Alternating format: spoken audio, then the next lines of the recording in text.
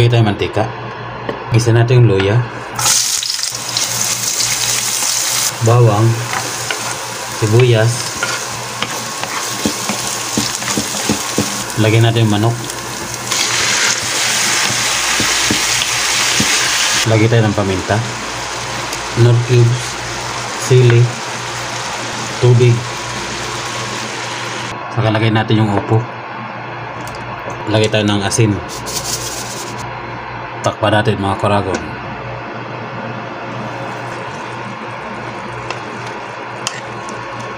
Lagyan natin yung alugbati.